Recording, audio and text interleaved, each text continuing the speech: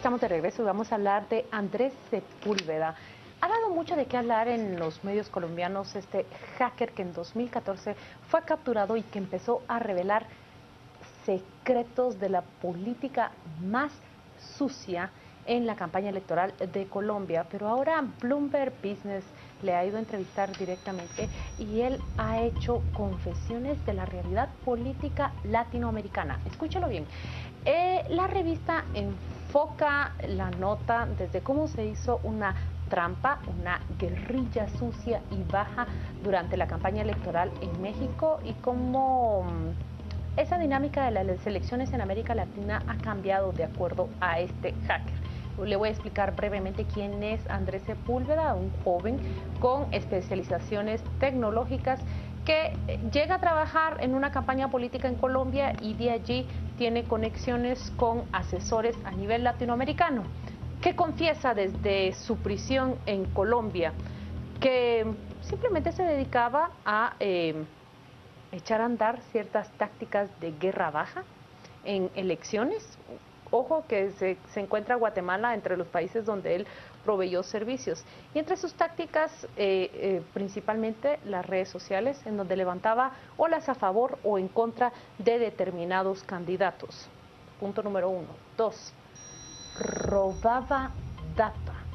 ¿Qué significa esto? Que podía tener acceso mucho antes de que cualquiera lo supiera, de la información del adversario a quien asesoraba. Y finalmente también se dedicaban a sembrar rumores que eran rápidamente repetidos en esas redes sociales para generar un favor a favor de a quien él asesoraba. Se habla concretamente del caso de Guatemala y fíjense ustedes que de todos los casos que se cita que trabaja en América Latina, Guatemala es uno de los países en donde sus aparentes clientes sí le responden. El Partido de Avanzada Nacional aparentemente lo contrató a él y la tarea que desarrolló aquí en las elecciones de 2011 fue de seguimiento a 6 políticos y empresarios, también robo de cierta data, pero el PAN salió rápidamente a negar que tuviera que ver con este personaje, que nunca se le fue contratado.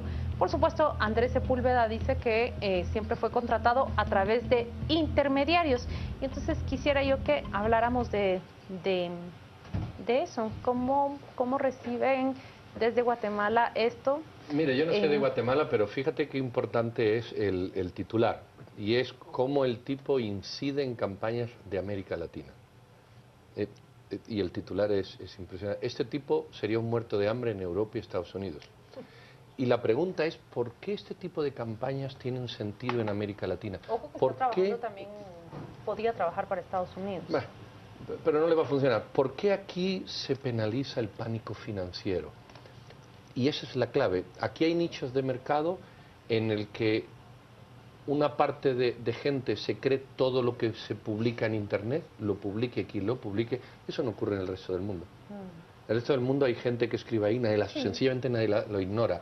¿Y por qué las campañas negras aquí tienen sentido? Y es que los partidos juegan a ello. Recordemos, ya se nos ha olvidado, aquí en memoria corta, pero hace menos de un año el señor Valdizón tenía 5 medios que hostigaba continuamente con falsedades desde que amanecía hasta que atardecía. Se fue el señor y se cerraron los medios. Sí. Pero parece que no aprendemos que hay medios que se utilizan falsamente para esto. Esa es la primera parte. Las campañas negras se dan en sociedades que admiten la campaña negra. Luego hay una responsabilidad individual de saber informarte, saber discernir y desechar ese tipo de campaña.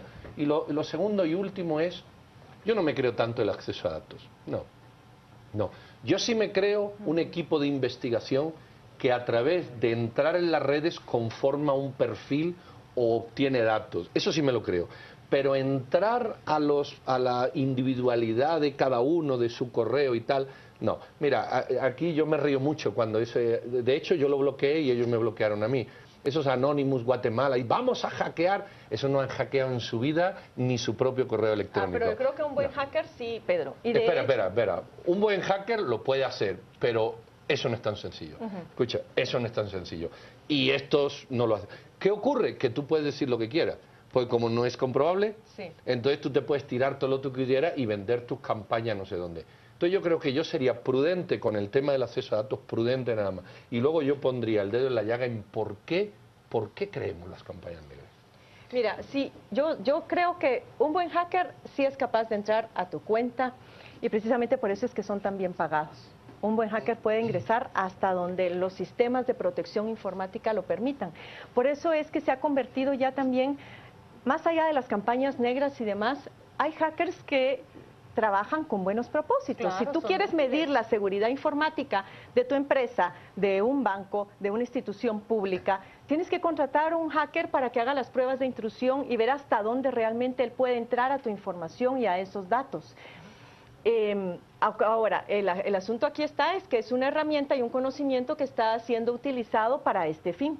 No es nuevo. Hay que ver que anteriormente esas campañas negras siempre han existido, pero con el desarrollo de las tecnologías de información y comunicación, esto se ha ido sofisticando todavía. Tiene un alcance mucho mayor. Tiene un alcance mucho mayor. Hay una película justamente que trata sobre la campaña electoral de Sánchez de Lozada en Bolivia, imagínense ustedes, en Bolivia, en donde ya la guerra entre los asesores de campaña justamente se basaba mucho en esto, en obtener información del contrincante sin ningún tipo de escrúpulo para empezar a desprestigiarlo por ahí, inclusive desde aspectos personales. Todos los secretos. Lo más complicado en países como el nuestro es que todavía es algo que está en pañales en términos de investigación, de comprobación y de regulación. Imagínense ustedes ahora con estas reformas a la ley electoral, se está regulando a los medios de comunicación tradicionales, pero nos vamos a quedar rezagados en términos de cómo se va a regular el tema de las redes sociales. Es decir, tú en las redes sociales bien puedes circular una encuesta el mismo día de las elecciones o el día anterior. Eso no está regulado en nuestra legislación. Decía que o tenía por 80% de votación. Sí, entonces imagínense, estamos todavía nosotros regulando esto y vean usted la magnitud de cosas y el abanico de opciones que se pueden hacer en campañas negras. Juan Luis. A mí el hacker, la idea del hacker me parece muy interesante realmente.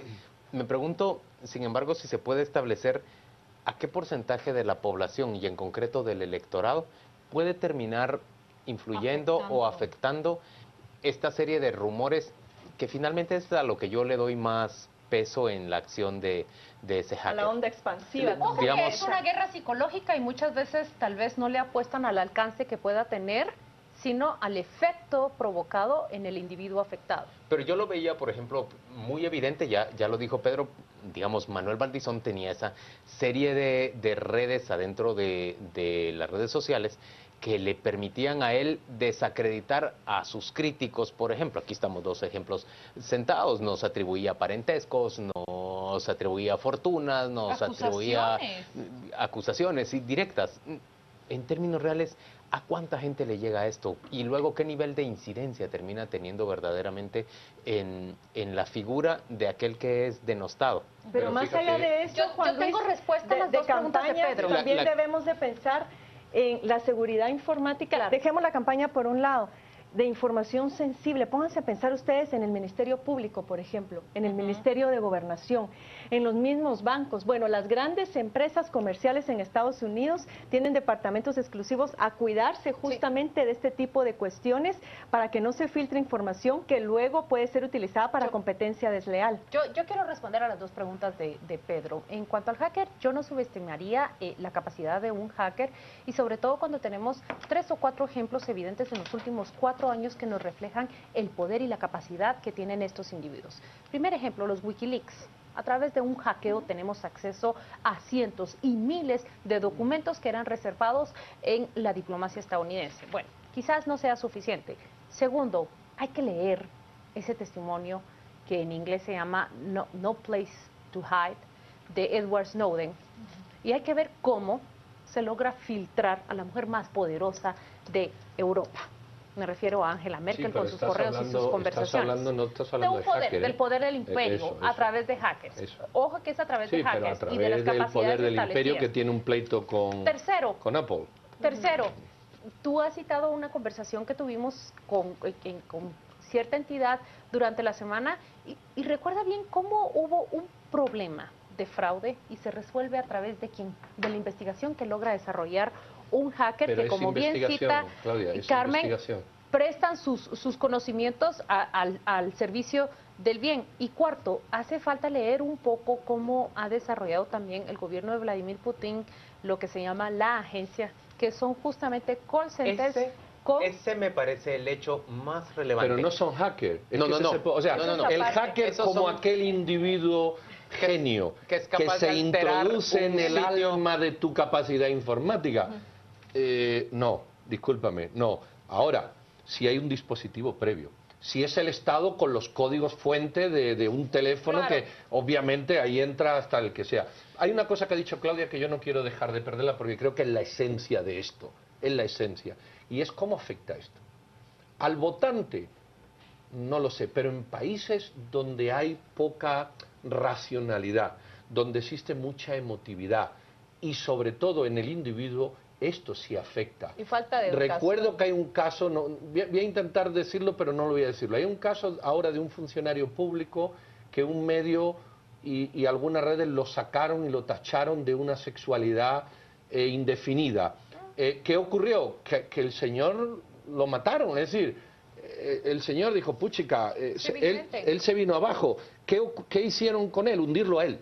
Señores, Aunque pero luego hay el que- señor se recuperó y afortunadamente, ¿no? Pero ya nadie se yo lo creo creyó. que lo importante, o lo que hicieron con nosotros, a ti y a mí nos Claro. pusieron a parir, vamos a Señores, decirlo en hace claro. 3 años Cualquier empresa nos podía haber echado, Hace porque 3 no años. quería esos problemas. Hace 3 años, O sea, hace eso 4 sí años, la ocurre. comunidad educativa de Estados Unidos experimentó el primer suicidio provocado a través de Bueno, estos ataques en las redes sociales. ahí sí es Ojo que esa peligroso, ¿eh? sentencia Sí. es especial, porque esa Ahí sí es sentencia entra a peligroso. analizar cuál es el efecto que repetidos mensajes tuvieron sobre este estudiante gay que poco antes Claudia, de ¿y tu suicidarse familia? está revisando Y tu constantemente familia, esos y mensajes. tus amigos. Y cuando una campaña de esta negra te acusa de lavador de dinero, de bebedor, o de mujeriego, o de alcohólico, o de homosexual, pederasta, o de pederasta, o de lo que Es sea, una guerra psicológica. no solo es tú, es tu familia, es tu Pero- entorno, es tus Señores, amigos, o sea... No quiero que te respondo rápidamente la última pregunta de Pedro.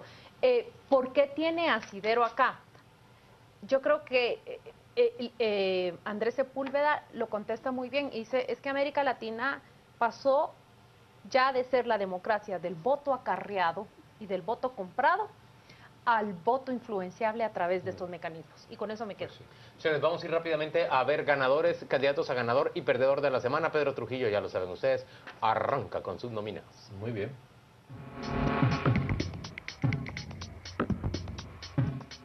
Venga, rapidito, aquí vamos. Doña Julia Maldonado, absuelta de todos los cargos. Esa es tu ¿Cómo? ganadora.